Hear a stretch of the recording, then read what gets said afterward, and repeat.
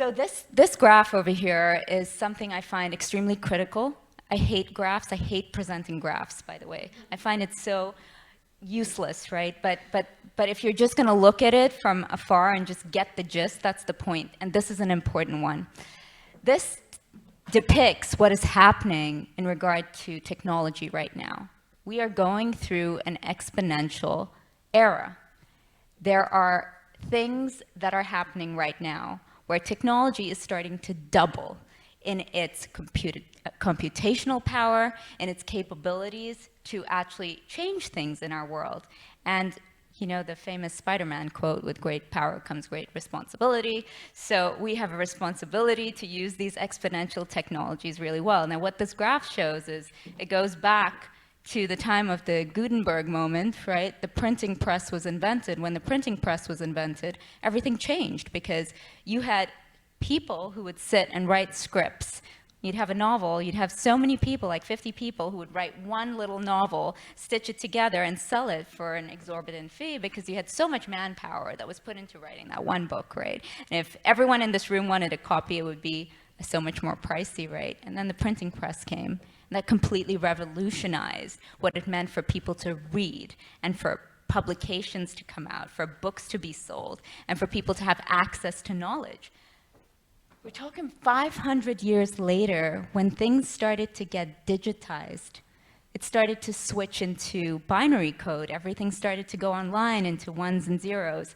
And in the last 50 years, the amount of technological advancement, computational power, has just blossomed exponentially. But that also leaves us with a deep sense of responsibility in regard to what we do with this power to shape the future for a better future, which has been really the theme of today's talks. So with that thought, with everything happening in regard to exponential technologies, that demands us to have an exponential mindset. And what is an exponential mindset? Is that you see the pace of this world in front of us, right? Everything happening in blockchain and crypto and AI and robotics and whoa, you know, where am I going to be and how am I going to get all this information, absorb it? Because I don't want to be left behind. But that's not the way we should be living. We should be living from our heart, following our intuition, doing the things we love, drawn to projects that really move us so that we can sift in all this crazy information that surrounds us, sift, move, pick out the pieces that we need to develop the businesses, the technologies, the communities, the DAOs that are going to shape our world for the better. The exponential mindset is one that really has to take into consideration well-being. Like, how are we more self-aware and how are we living optimized lives? There's a beautiful bunch of people that gather and they're actually creating the toolkit for exponential individuals. And we've been birthing this project, like it birthed about 1.5 years ago. And I just want to give a shout out to them because what we've managed to do in the course of 1.5 years has been to actually put together a playbook of all the potential tools for human optimization. And we're going to start running sprints by the last quarter of this year to actually help people get into this space where they can live more present in the moment and also benefit from the changing world around us. So there are two main shifts emerging. We are collectively upgrading our concept of well-being. Work is just one component of this, right? There's much more to it. What about love, our energy, and our homes? How are we nurturing those things in our lives? There's a need for a deeper awareness and appreciation for self-care, for nature, for community. What are we doing about that? How are we immersing ourselves more in the world? And for hugs, there's a deep need for hugs, right? I think everything that happened in COVID, right? This human connection, right? We talk about exponential technologies, but we also need to be here in the world. And so the first thing is a shift in our concept of well-being, and there's a shift in our concept of wealth. And this is why so much of the conversation today revolved around decentralized economies, revolved around crypto, around the blockchain community. Melissa's talk about DAOs. I mean, this is the way we can actually allow to reduce the inequity gap in the world, right? And when we can do that, people will be more open, they'll be more present, they'll feel more free. So now's the time for mind, body, soul, energy, everything. You know, they're no longer side topics. They used to be side topics, but now they're central topics. And this is what's needed for communities to really thrive. It comes down to creating a meaningful life in the service of others. We need to be there for each other in community together. So what's the future you want to create, everyone? That's the question I want to leave you with. What's the future you want to create? And who do you need to be to create it? Who do you need to be? You know, Ray talked about authenticity. Sami talked about breaking down those walls. Like, who do you need? Who is the authentic person that you're going to bring to the world? I would like to wrap up this beautiful day with everyone, right? Just thanking our partners. We've had exceptional partners that have supported us. These are, you know, people who are all over the globe who believe in what we're trying to do here, creating communities to enable more equity, to enable more well-being, to enable more freedom, fulfillment, and joy.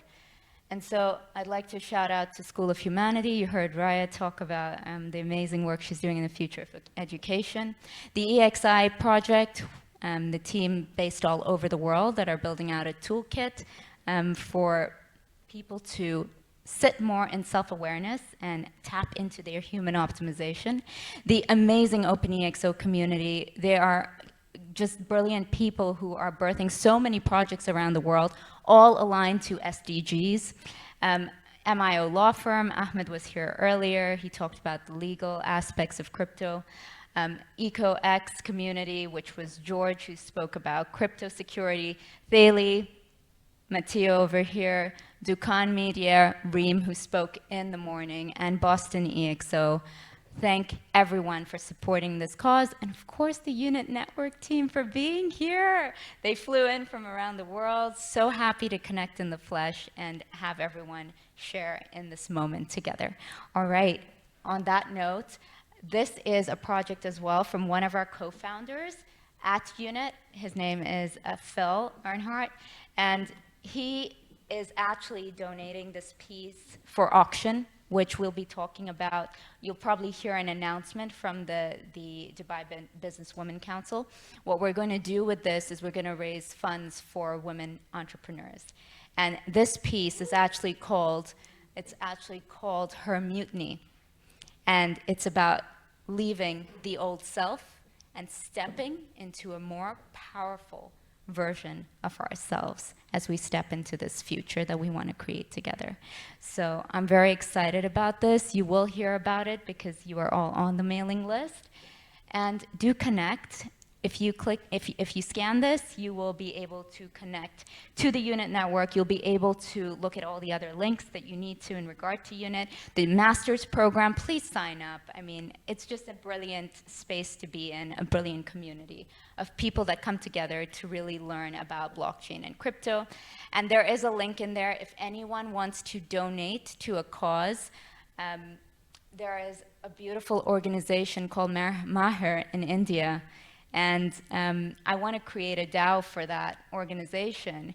They pick up women and children from the street who've been sexually abused, you know, have been through trauma, mental health issues.